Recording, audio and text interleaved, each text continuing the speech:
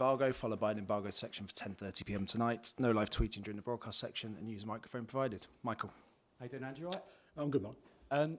I really like the interview you had this week, Australian telly. I'm sorry if it's going to maybe repeat yourself a little bit, but just in terms of the 4 defeats, but sort of you relish in it and the challenge over the next few years, if you just sort of tell us more about that, because I just enjoyed the whole interview, basically.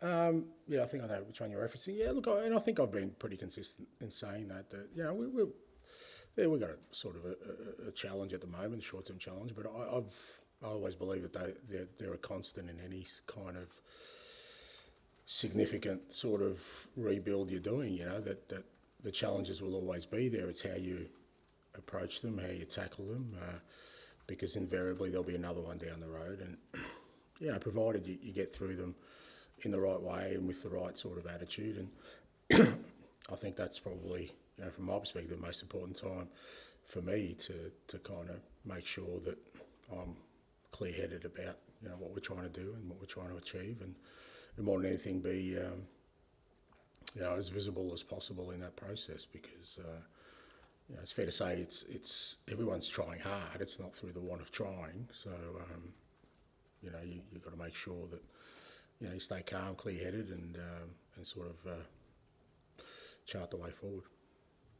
Over the last few weeks, do you feel maybe there's more to do, and there might be more players than you realise that might just not be the ones you need going forward, though, and tougher decisions might need to be made in the summer?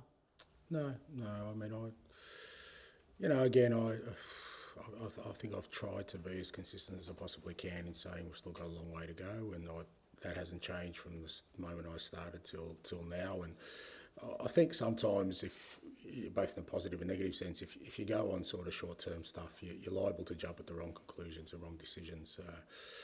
Again, the planning for the summer's been well in hand for quite a while. We know what we need to do. Nothing in that sort of space has changed. So, you know, for me, how players deal and staff deal with adversity is more important in terms of our growth than sort of a reflection of us needing to make more changes. There was a nice moment at the end of the Liverpool game, and we've been running that on Sky all week, where you're with the supporters and you're pounding your heart and then you're touching your head. What was the actual message there? Mate, I really can't recall, to be honest. But look, I understand what the fans are going through at the moment, and it's never nice when you go through these periods. But as I said, I think, you know, I don't think it's through the want of trying, and I still firmly believe we're on the right track, and this is just, you know, some of the growing pains you need to go through, and as much as you'd like to, you know, avoid it, it is part of the process of growth, and you know, for fans, for us as a football club, is to understand that the road forward is a challenging one, but every time we get through these periods, I think we come out stronger, and hopefully that'll happen this time. And finally, big weekend for the football club, and Spurs women have got a huge FA Cup final. Just wanted to massive. Yeah, no, massive. Rob and his players have been outstanding this year. I think the whole year. Again, you know, they've made significant inroads in terms of their progress, and you know, the opportunity to play at Wembley, the opportunity to win a trophy is brilliant for them. It's brilliant for our football club, and yeah, couldn't wish them all the best. You know, I think they'll acquit themselves well. You know, they've shown some real good sort of resilience during the year, and I think they'll hold them in good stead. Thanks, mate. JD. JD Dyer from PLP. And good afternoon, first of all. Good afternoon, mate. As you're well aware, obviously, failure for Burnley this weekend will lead them back to the Championship. I just want to know, from your perspective, how do you mentally get your team ready for a team that's going to be on the verge of desperation and probably come with an extra edge this weekend? How do you mentally get your team ready for something like that? Yeah, I think, again, you know, I'm pretty consistent in saying that I think you've got to sort of block that stuff out, and what's really important is that we kind of prepare ourselves for another big challenge, for sure. But, you know, you get to this time of the year, and most of the games are games of consequence. Everyone's playing for something. We're certainly still playing for something. So, you know, you don't want to fall in the trap of kind of, you know, expecting something different other than a really tough opponent. As you said, you know, Burnley need a result tomorrow.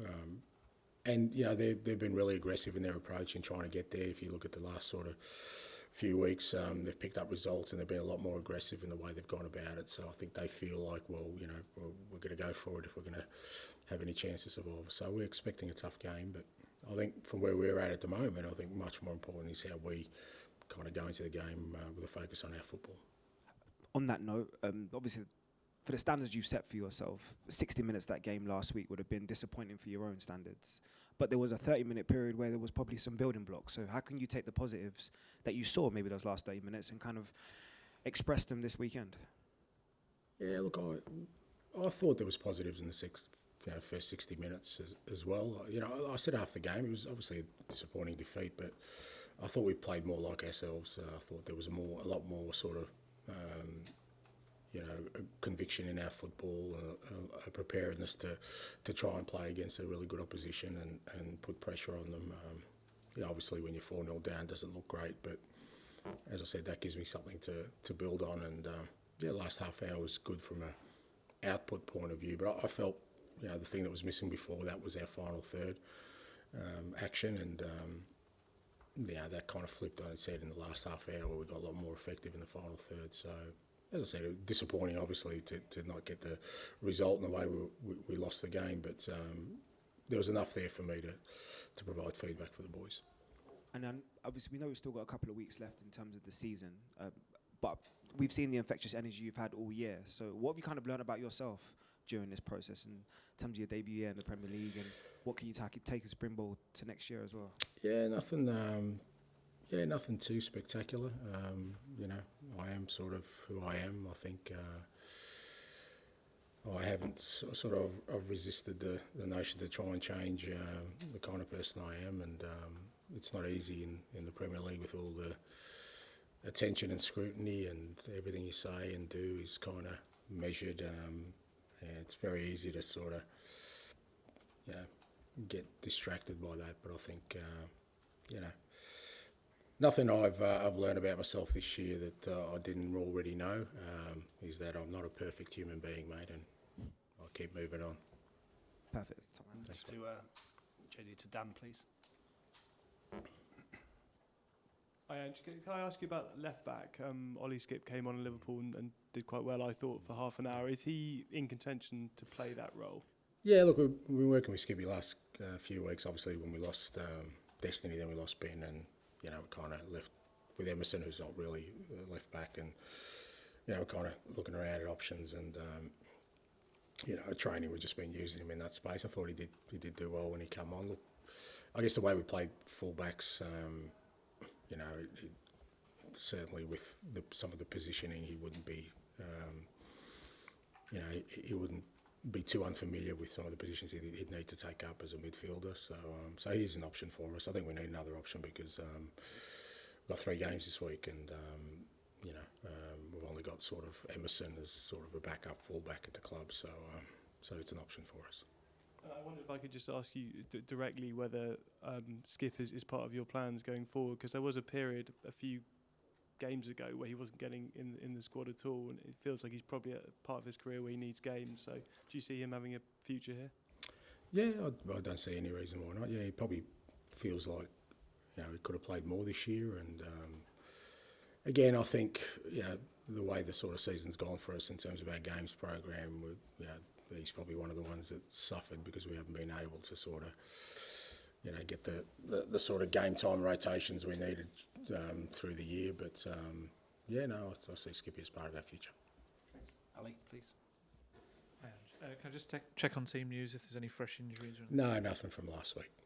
And you mentioned there about the extra scrutiny you have, and obviously you've very much stuck to the person you've always been. But I think you've also mentioned in the past about maybe sometimes having confidence that you've spoken to. And has there ever been kind of moments this season or more moments where you've slightly wavered or anything about? No. I'm sorry to disappoint. If you want me to crumble, I can pretend, but I'm fine. I'm all good. I've loved and enjoyed every single second of it, mate. Even these Friday half-hour little powwows we have, mate. It's all been brilliant. I've loved every minute of it, and the confidence I have, we just talk a bit of crap for for an hour or so because we're all going through similar stuff. But I'm in a really good space. Good to hear. On a slightly grander powwow, you went to Buckingham Palace this week. Just wondering how that came about and what was it like? Yeah, we got an invite from the Australian government. Me and the other Aussies in the group here. So Millet, Scott, I think Charlie, Grant from the women's team. Yeah, it was nice. Different experience. Just really inspiring because you kind of the people we met there. You know, people who work for charities, great causes, military people, people who are real heroes in society. Obviously they know who I am and they'll come up and say hello, but then just asking them about who they are in their life is just, you just see so many fantastic people who do so much in communities, often without a lot of, heralding from the wider public or acknowledgement. And I could see how happy they were to be there, how important, because finally somebody, there was some acknowledgement for them. And and bizarrely enough, the sun was shining, mate, so here in London. So, we had a really nice afternoon. Was there any element of a pinch me moment for you? Obviously, how far you've come, your journey, and then to be at Buckingham Palace with the King and all that sort of stuff? Yeah, I mean, I didn't get within 10 feet of the King, mate, so it's not like we had and if I had got closer, I probably would have asked him about the Parthenon marbles and I would have probably got thrown out at some point. But no, it was nice for me and my wife. And like I said, these are kind of experiences that you're just fortunate because of the position I hold, not because necessarily because who I am, that, you get these opportunities. And like I said, what we try and do, my wife and I, is just, really immerse ourselves in that. And just, like I said, just seeing the people in there and hearing their stories, it just... and more the joy they had of being there in that moment, and whether it's significant for me and my wife, just seeing how significant it is for them, and you're in that space is just it's special. So it was a good day. Finish with George, please. Hi, Ange. I was just reading. Apparently, the King is a fan of Burnley. That's his football team. So, are you ready to? That's probably why they kept him away from me, mate. Are you ready to disappoint him tomorrow and potentially? I'd be happy to disappoint him on that front, mate. No, not a problem. On a serious note, I mean, the last sort of run of games, I think 3 of the 4 defeats have been away. But how sort of keen are you to kind of get back to winning ways tomorrow and give the fans something for the backing they've shown, I guess, over this last week or so? I think that's important. As you said, 3 of the 4 defeats were away from home, and then we had the Arsenal game at home where, we lost, but we at least we gave something to our supporters. But I think it is important. Look, our supporters have been unbelievable this year for us.